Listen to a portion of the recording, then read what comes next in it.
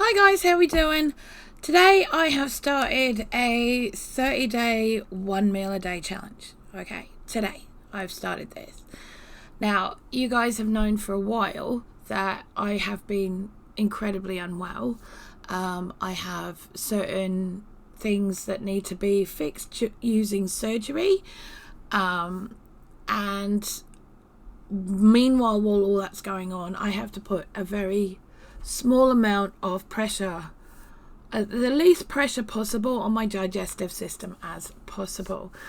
Now, I have struggled with that since I found out all of this, because we've gone through two of the biggest of eating months ever, which is like December, January kind of thing. But so, went through Christmas, tried my best to behave myself, did as well as I could, only, did, what I could when I could. And then I was actually getting really sick. I'd been sick since the end of November with different viruses. Yes, that one. And then in January, I got scarlet fever.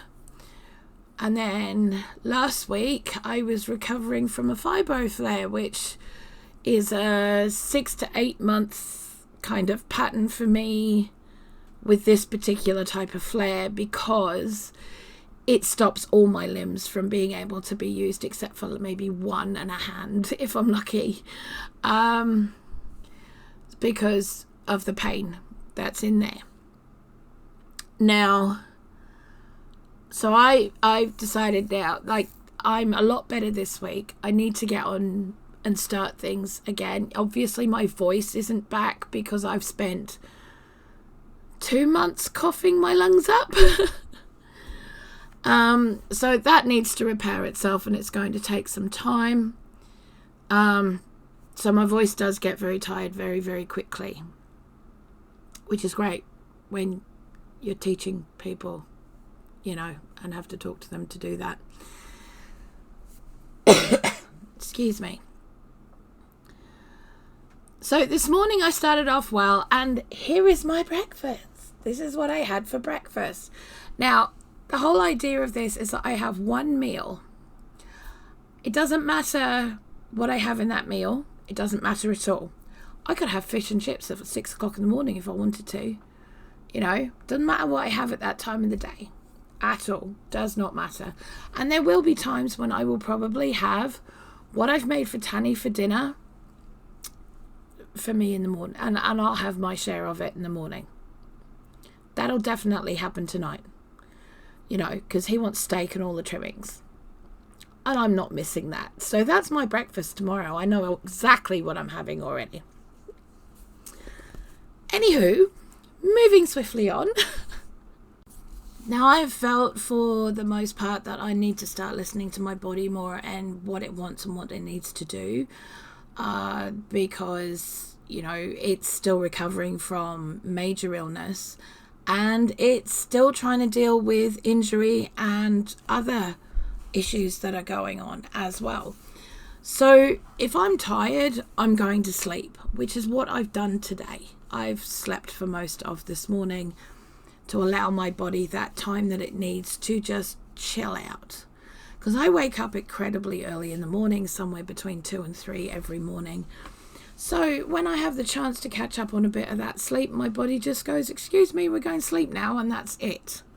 That's fine. So I woke up and I decided that it'd be a really good time to have a drink, because that would, because I was very dry, So I had my water in my cup. Well, one of the things that I've started doing is I will add some grey salt to my regimes. Now, I'm having grey salt is a slowly created sea salt that is made by hand by people at beaches, or a couple of people. There's not many people that do this, so it's incredibly expensive stuff. And they basically rake the salt and the sand and the wind slowly dries it to make the crystals, etc. So you end up with an incredibly mineral rich product.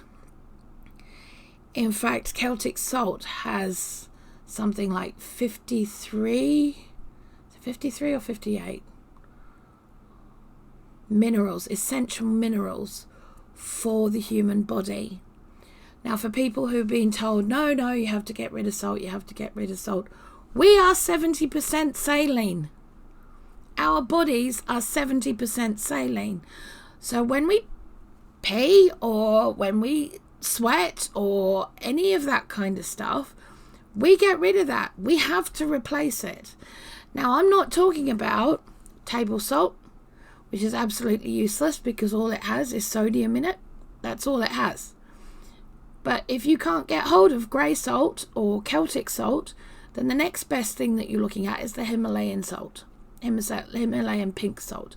But you need to make sure that it's genuine and not the stuff that is just salt that's been coloured, because that's going around as well. Which is why I don't mind spending the money. I've just purchased 2 kilos of grey salt, which is now in a tub. Now that little container there will probably do me a good couple of weeks.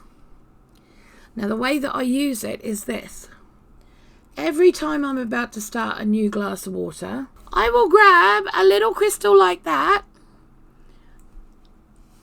and pop it in my mouth. Okay? So I'm not saying that you have to have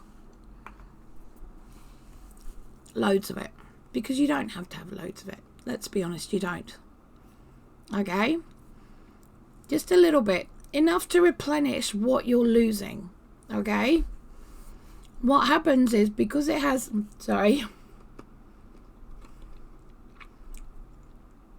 It has 3 types of magnesium in it.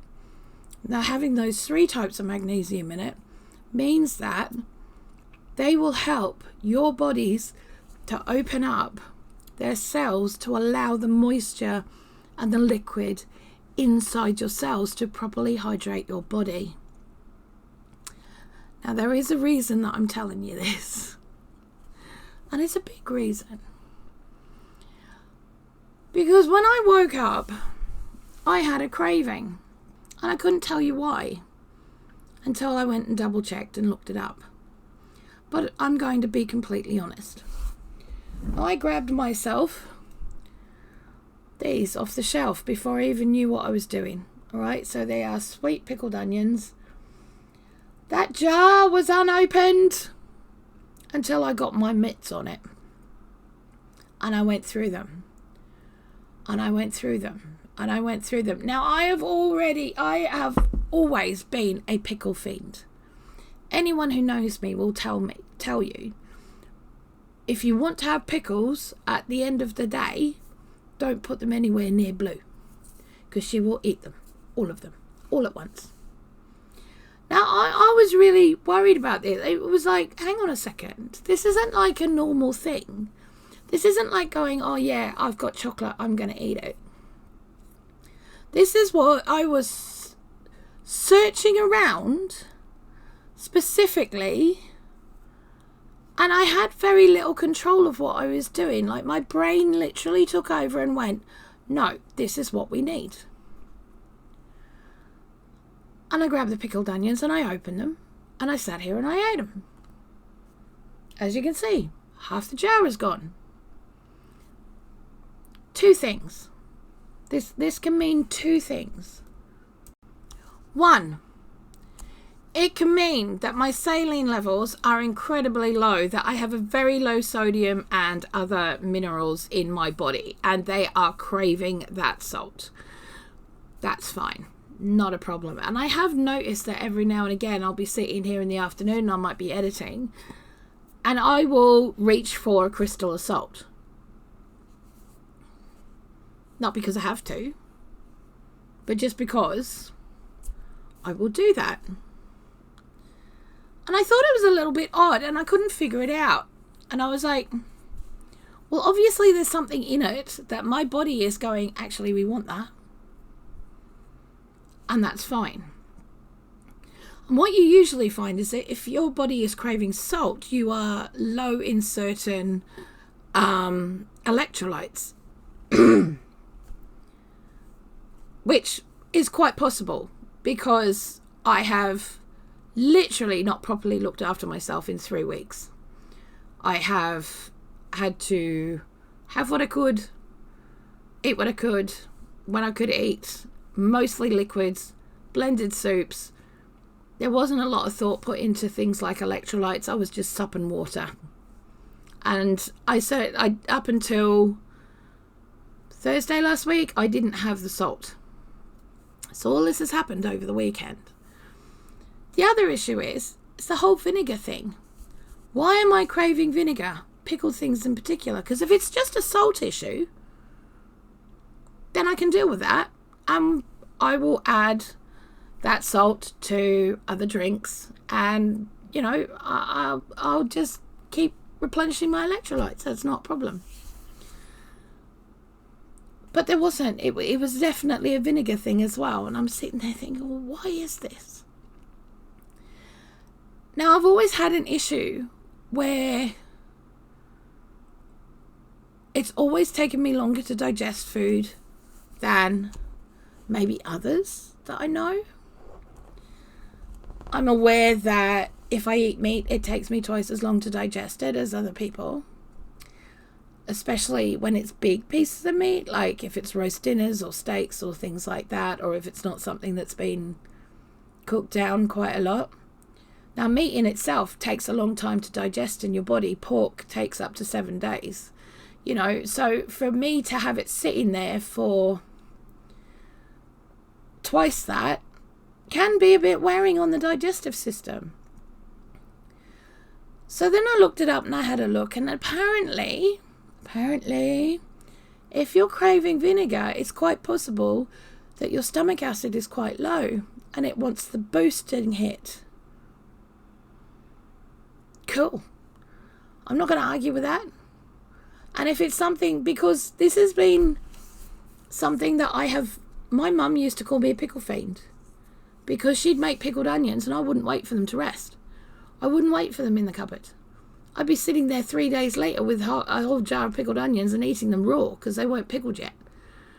They out of the vinegar, because you got to sit them for 5 to 6 weeks, blah, blah, blah, all of that. Yeah, no, I'd be sitting there with a jar of them 3 days later and just drinking the vinegar. And if I ever saw her throwing away vinegar, I used to get really cross and I'd get really upset as a small child unless she allowed me to drink it.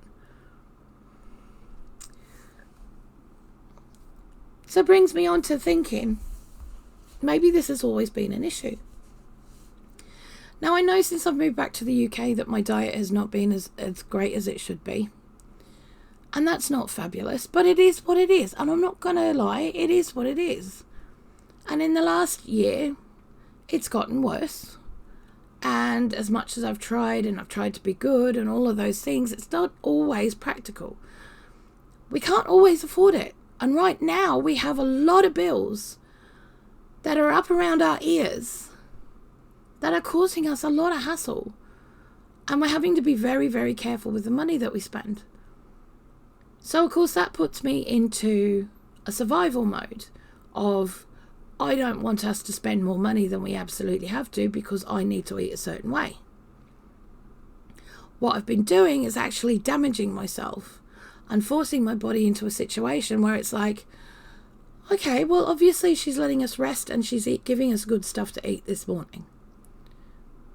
But we're not eating again. What's going on? But it's given me the chance to actually really sit down and listen to what my body is telling me.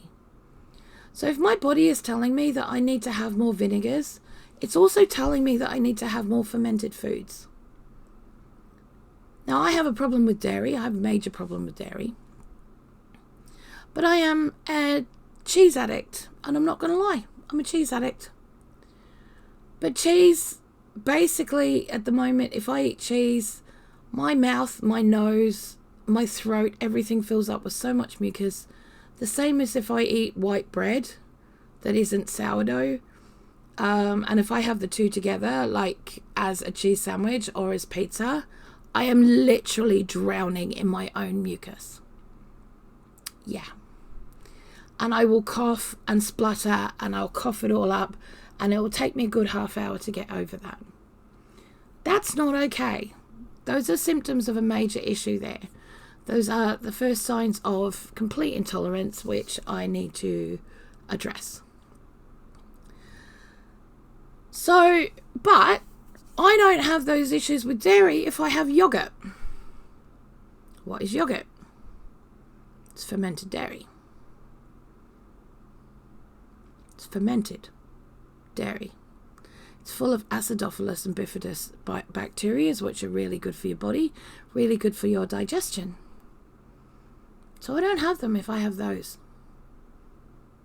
That's really weird. Or is it telling me something? See, I don't have that reaction if I'm eating sourdough bread. Tanny, out of the goodness of his heart last week, bought me some sourdough, bake your own sourdough loaves. I didn't have any trouble with them. At all. Not at all. So in the next couple of weeks, now that I have my grinder, I'm going to be testing 5 different grains made into sourdough starters and then made into bread type products.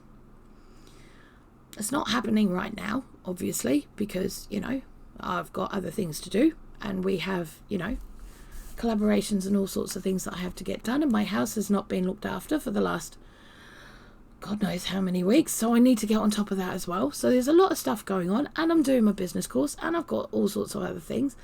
Meanwhile, I've got to listen to my body. But I know I'm not the only one out there. And I know there's a lot of us that sit about and go, oh, well, why am I eating handfuls of carrots? Why can't I get enough of walnuts? Why can't I do this? Why can't I do that? May I suggest, look it up. Find out what the main ingredient is in the food that you cannot live without. Now, if it's sugar, that's an addiction. And if it's caffeine, it's quite possibly an addiction. But anything else above that,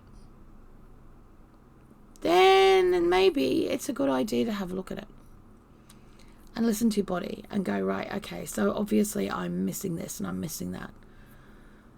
But if I'm craving vinegar and have done all my life, then obviously there's an issue with my gut biome.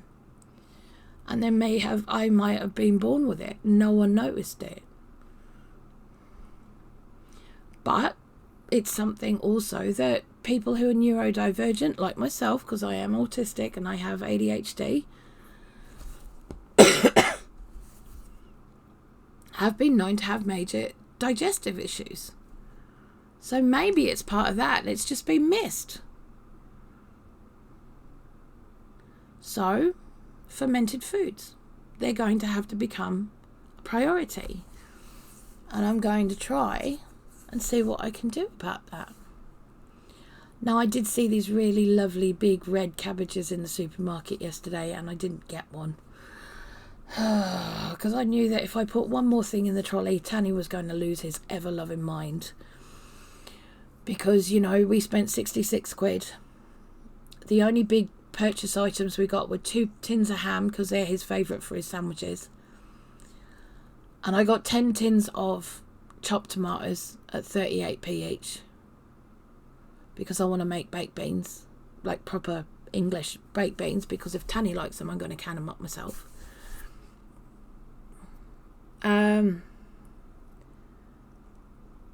But it came to like nearly 70 quid.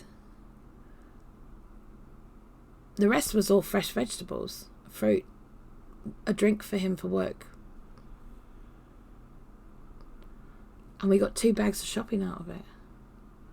2 bags of shopping. 66 quid.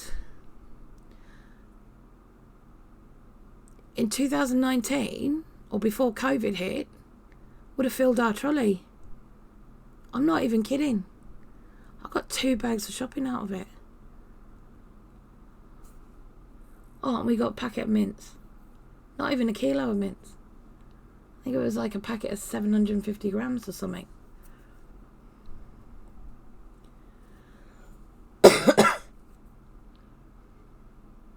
So if you take those things out of the equation, the drink, the mints, the cans of tomatoes, and his tins of ham,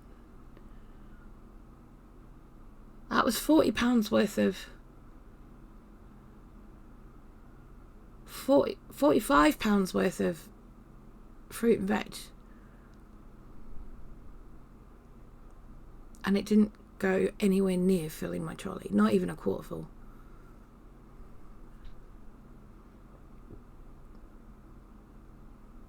It's quite terrifying, actually.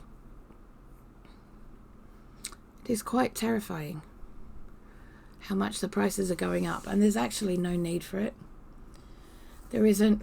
At this point, it's price gouging. They know it, but it's a conversation for another time. Anywho, I did my best. I got what I could. We got a lot of stuff that was marked down. So yeah. So this is day 1. I will see you guys for day 2. I'm hoping not to do anything too major, drastic, and, you know, have to beat myself up for it later. Which I'm not going to do, because at the end of the day, it is what it is. It is what it is. So I will see you guys again soon. I have another video coming out tomorrow. But, you know, I'm going to do little shorts, I think. If I can get shorts out, I'll do shorts. And I will see you then. See how day 2 goes. But just listen to your body. Listen to what it's telling you. Listen to what it's telling you. Okay? We got kids that are coming up and showing rickets and scurvy in this country because, you know, their parents can't afford to feed them,